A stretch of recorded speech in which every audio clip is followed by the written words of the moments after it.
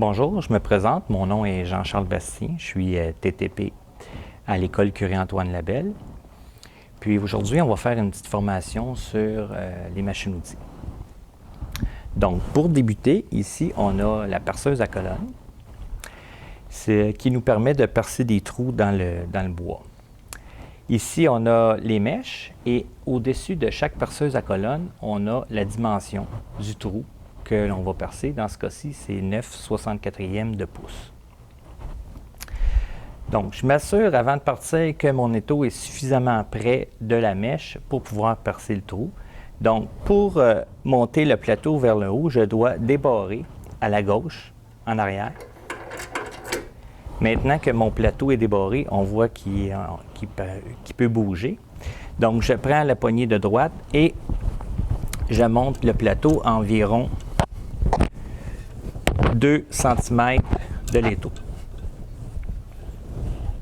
Donc, une fois que ça c'est fait, on bloque le plateau en resserrant la poignée à gauche, arrière. Maintenant, le plateau est bien en place. Donc, ça arrive parfois quand on perce un trou que notre bout de bois à l'arrière éclate. Donc, pour éviter ceci, ce qu'on va faire, c'est quand on va percer notre trou, on va mettre un bout de bois en dessous de celui qu'on veut percer. Puis, toujours indiquer l'endroit sur le bout de bois à l'aide d'un crayon, l'endroit où on veut percer. Maintenant, je fixe les deux morceaux dans l'étau.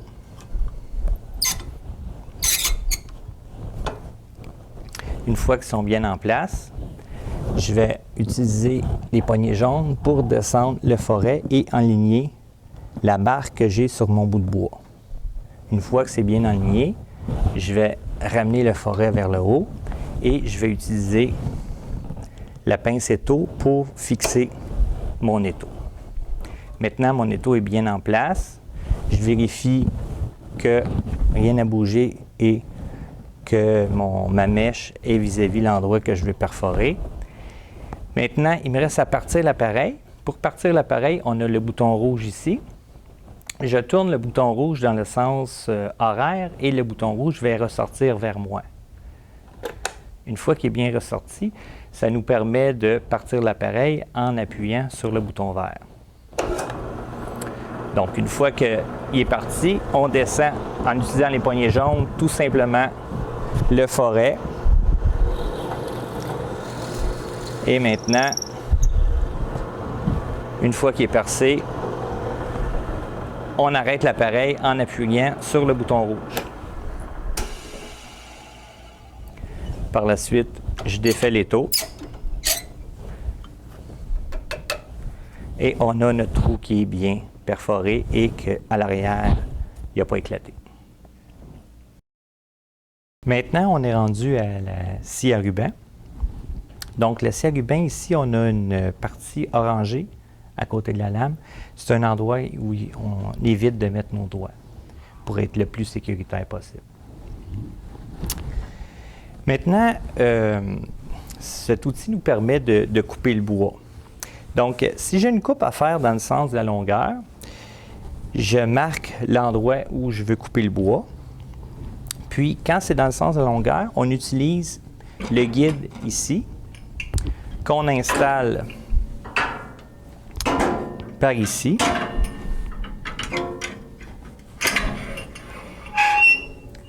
Maintenant, ce que je fais, c'est que je mets mon bout de bois, puis la marque que j'ai faite sur mon bout de bois, j'enligne vis-à-vis la lame de la scie. Une fois qu'il est bien aligné, j'accote le guide sur mon bout de bois. Puis, une fois que tout est en place, je serre la poignée ici, ce qui me permet de fixer le guide, et l'autre poignée en haut fixe le guide à l'arrière. Donc, mon guide est bien fixé. Une fois qu'il est fixé, je vais prendre le poussoir ici pour pousser mon bout de bois contre le guide. Puis, à la fin, ce que je vais faire, quand je vais être rendu à la dernière partie du bout de bois, je vais utiliser l'autre poussoir ici pour éviter de couper les doigts. Donc, on y va, on part l'appareil, on tourne C'est le même interrupteur que pour la perceuse à colonne. Donc, on tourne le bouton rouge dans le sens horaire, il ressort, on appuie sur le bouton vert. Je pousse le bout de bois contre le guide et je pousse le bout de bois contre la lame.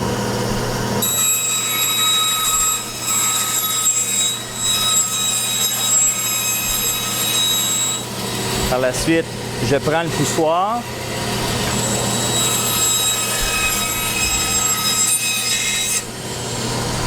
On arrête la scie.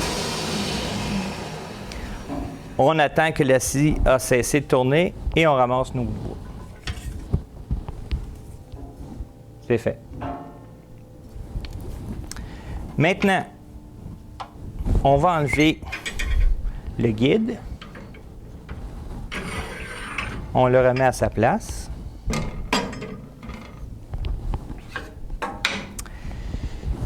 Maintenant, pour un autre type de coupe, si je veux couper dans le sens de l'épaisseur, comme on voit ma marque ici, je vais utiliser le guide qui est ici. On l'insère dans la fente, sur le dessus du plateau. Et je place le bout de bois et la cote comme il faut contre le guide. Par la suite, la marque que j'ai faite, je l'enligne vis-à-vis la scie. Une fois qu'il est bien aligné, je fais tout simplement que reculer le bout de bois pour éviter qu'il touche à ma lame et je pars la scie à ruban. Maintenant, j'avance. Pour couper mon bout de bois, j'arrête la scie. J'attends qu'elle a cessé de tourner et je ramasse mon bout de bois. Maintenant, on va vous parler de la sableuse. La sableuse, on a deux plateaux de travail, un de ce côté-ci et un de l'autre côté. Donc, on peut être deux personnes à la fois sur la sableuse. C'est le seul appareil qu'on peut être deux à la fois. Les autres appareils que je vous ai parlé, la perceuse à colonne ainsi que la scie à ruban, c'est une personne à la fois. Donc, pour la sableuse, on a ici un disque. Puis, c'est écrit ici d'utiliser la partie de gauche. C'est inscrit ici, c'est inscrit aussi sur le plateau. Je conseille toujours d'utiliser autant que possible le plateau parce que ça fait un sablage plus égal. Puis, on est beaucoup plus stable en utilisant le plateau. Et pourquoi on n'utilise pas la partie droite? Je vais vous le montrer parce que si on ne maintient pas bien le bout de bois en place, il peut revoler. Donc, on va faire une démonstration. On part l'appareil toujours de la même façon. On tourne le bouton rouge. On pèse sur le bouton vert. Puis, je vais essayer à droite. On voit.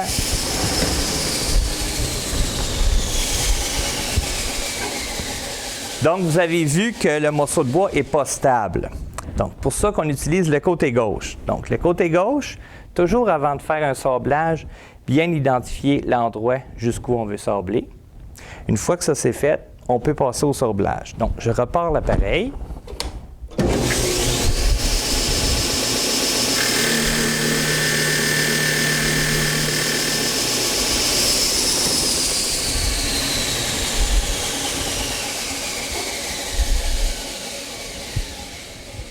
Comme vous avez vu, ça se fait très rapidement.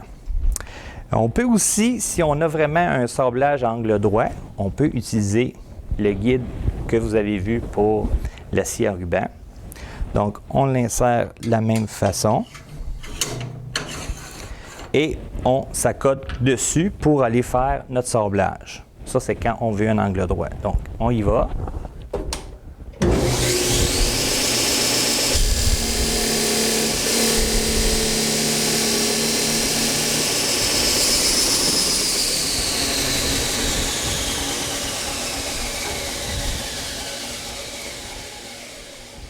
On a ici notre sablage. C'est possible aussi avec le guide de faire des angles différents. Comment on procède? On dévisse la poignée. On va sélectionner l'angle désiré. Dans ce cas-ci, je vais prendre un angle de 60 degrés. Je resserre la poignée.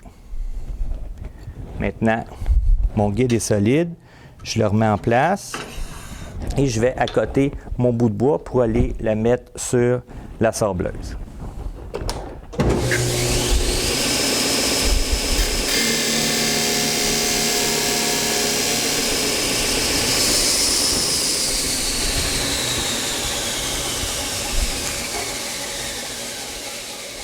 On voit ici mon angle de 60 degrés. Le guide peut être aussi utilisé sur le plateau d'en haut, sans problème.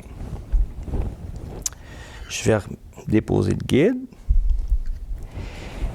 Et quand on a un bout de bois, par contre, qui est beaucoup plus long, puis on veut sabler sur la partie longue, à ce moment-là, c'est possible d'utiliser la partie droite, mais ce qu'on fait, c'est qu'on maintient fermement le bâton contre la table pour vraiment qu'il soit solide en place.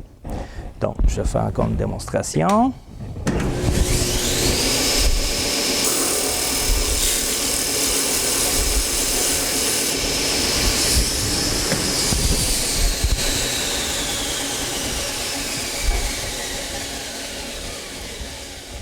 Donc maintenant, il est bien lisse, bien doux et sans écharpe.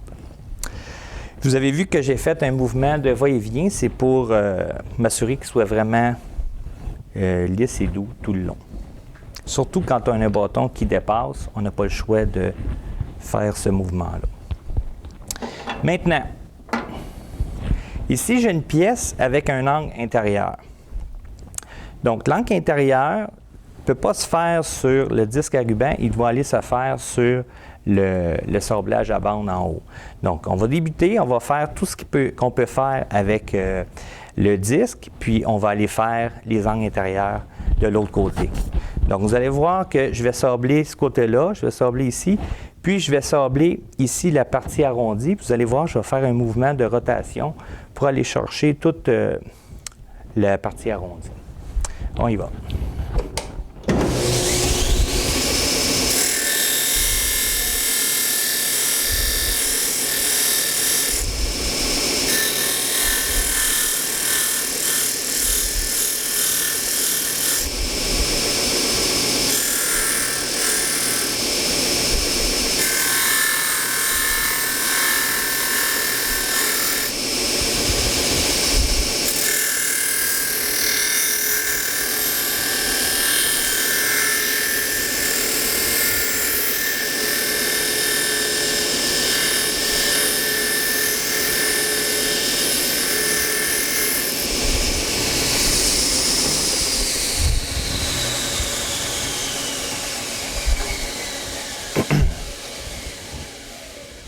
Donc, j'ai sablé le bout, les deux angles du bout, les côtés extérieurs ici et ici, et j'ai fait le côté arrondi en tournant mon morceau de bois.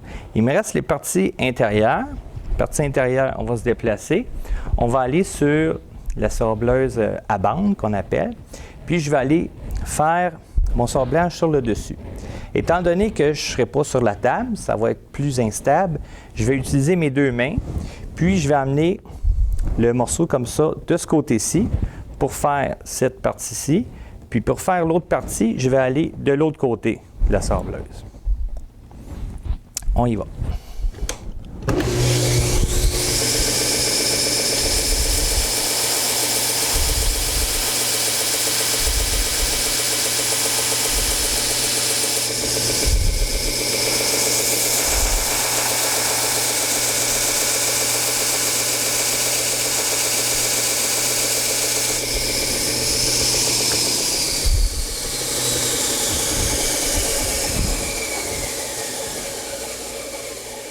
Donc, comme vous voyez, j'ai pu sabler les deux côtés, puis j'ai mon angle qui est bien détaillé. On a le côté supérieur aussi. C'est un côté arrondi, donc quand on veut faire des formes rondes, on peut utiliser ça pour aller sabler. Et c'est sûr que ce n'est pas une bonne idée de faire ce genre de partie-là ici, parce que ça va être vraiment arrondi. Fait que quand on a des angles, on procède avec les côtés. Je vais vous montrer avec un autre bout de bois quel genre de sablage qu'on peut faire sur le dessus. Donc, on part l'appareil.